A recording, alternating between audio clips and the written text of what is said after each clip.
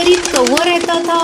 वो जंगल का सबसे गरीब पक्षी था। कालू कौवा अपनी पत्नी टुनटुनी चिड़िया और बेटी पिंकी चिड़िया के साथ रहता था। एक दिन, सुनो जी, तुम एक काम क्यों नहीं करते? इस गांव में तो कोई काम मिलने से रहा। तुम वो नदी के पार वाले गांव में भी तो जाकर कोई काम ढूंढ सकते हो, शायद कोई काम मिल जाए। पर टुनटुनी, उस जंगल का रास्ता बहुत खराब है। पर कुछ तो करना पड़ेगा जी। पिंकी को कब तक रूखा सूखा खिलाते रहेंगे? कोशिश तो करनी ही पड़ेगी ना। ठीक है टुनटुनी, मैं कल सुबह ही दूसरे गांव के लिए निकल जाऊंगा ताकि समय से वापस आ सकूं। जी मैं भी चलती हूँ आपके साथ। जब तक पिंकी स्कूल से आएगी तब तक हम वापस आ जाएंगे। अगले दिन टुनटुनी चिड़िया और कालू कौवा दूसरे गांव के लिए निकल जाते हैं। सुनो जी, मैंने कुछ भुने चने और गुड़ रख लिया है। रास्ते में भूख लगेगी तो खा लेंगे। आधे रास्ते चलने पर कालू कौवा थक जाता है। वो टुनटुनी चिड़िया से कहता है, थोड़ी देर यहीं इस पेड़ की डाल पर आराम कर लेते हैं, फिर आगे बढ़ेंगे। अरे टुनटुनी, तुमने चने और गुड़ रखे थे, वो दे दो, खा लेते हैं। टुनटुनी चिड़िया जैसे ही चने और गुड़ खाती है तभी हरी तोती उसके पास आती है। बहन, क्या थोड़े से गुड़ और चने मुझे दे सकती हो? मैं बहुत भूखी हूँ। मैंने बहुत दिनों से कुछ नहीं खाया है। तुम्हारी बड़ी मेहरबानी होगी। ओह हाँ हाँ, ये लो, तुम इन गुड़ और चनों से अपना पेट भर लो। हरी तोती खुशी खुशी वो गुड़ और चने खाती है। देखते ही देखते वो सुंदर परी बन जाती है। कालू कौवा और टुनटुनी चिड़िया ये सब देखकर हैरान रह जाते हैं। शुक्रिया तुम दोनों का। आज तुम्हारी वजह से मैं श्राप से मुक्त हो गई। मैं इस जंगल में घूमने निकली थी। इस पेड़ के नीचे एक चील बाबा भोजन कर रहे थे। मैंने भूल से उनके भोजन में कंकड़ फेंक दिए, जिससे उन्होंने मुझे तोती बना दिया और श्राप दिया कि जब तक कोई राहगीर हमें भोजन नहीं देगा, मैं अपने असली रूप में नहीं आ पाऊंगी। पर तुम इस जंगल पर कैसे? यहाँ तो कोई नहीं आता जाता। टुनटुनी इस परी को अपनी घर की सारी आप बीती सुनाती है, जिसे सुनकर परी भी बहुत दुखी होती है।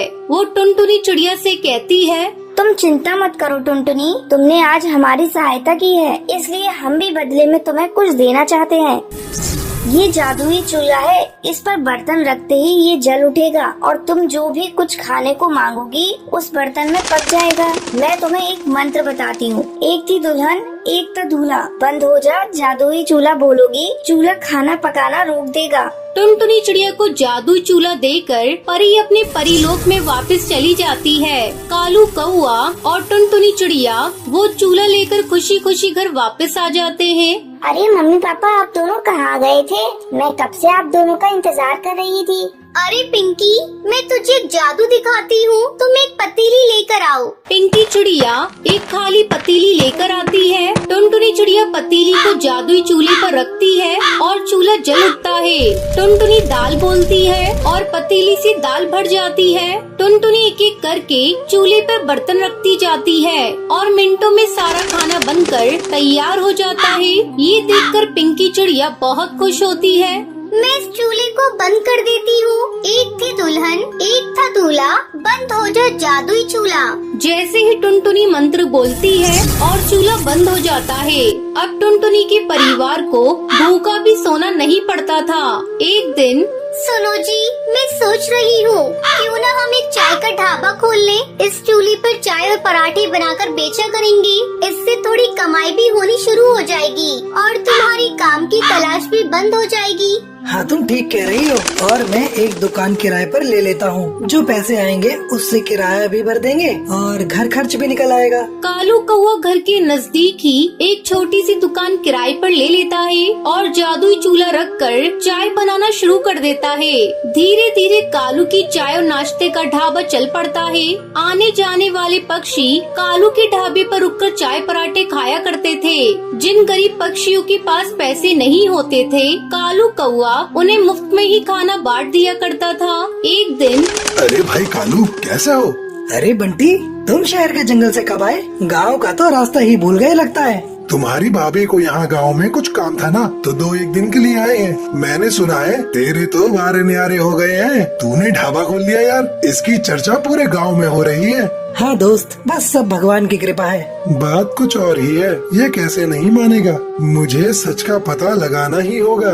अरे कालू, एक चाय तो पिलाना गर्मा गर्म। कालू कौवा ढाबे की रसोई में चला जाता है। बंटी कबूतर कालू कौवे को छुपकर देखने लगता है। चूल्हे पर अपने आप चाय बनने लग जाती है। क्या जादू है, हैं? कालू ने इस चूल्हे पर पतीली रखी और खाली पतीली चाय से भर गई। अरे अब ये तवा रख रहा है, ये क्या पराठा भी बन गया? ये तो कोई जादुई चूल्हा है। अच्छा तो ये बात है, तभी कहूँ ये रूखी सूखी खाने वाले ने ढाबा कैसे खोल लिया। ये चूल्हा वैसे मेरे पास होना चाहिए, मैं इसे चुरा लेता हूँ। शाम को जब कालू घर लौट जाता है, बंटी रात के समय चूल्हा चुराकर अपनी पत्नी के साथ शहर के जंगल भाग जाता है। कालू कौवा जब ढाबे पर जाता है, चूल्हा गायब होता है। अरे अरे टुनटुनी, ए टुनटुनी, अरे हमारा जादुई चूल्हा चोरी हो गया है। अब हम क्या करेंगे, कैसे पैसे कमाएंगे? सुनो, जो हो गया सो हो गया। इस बहाने हमें मार्गदर्शन तो मिला। अब आप एक नया चूल्हा लेकर इस ढाबे को आगे बढ़ाओ। देखना आपकी मेहनत रंग लाएगी। कालू कौवा एक मेहनती पक्षी था, इसलिए उसने फिर से एक नई शुरुआत की। उधर जब बंटी कबूतर अपनी पत्नी के साथ शहर के जंगल में अपने घर पहुंचा।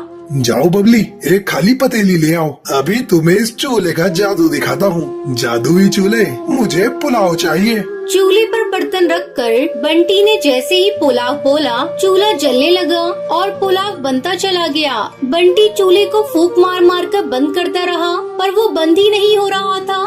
अरे ये चावल बनने तो बंद ही नहीं हो रहे, ऐसे तो पूरा कमरा भर जाएगा। हम दोनों चावल के ढेर में दबकर मर जाएंगे। बबली क्या करूँ, कुछ समझ नहीं आ रहा। अब तो एक ही रास्ता है, इस चूल्हे को तोड़ दो।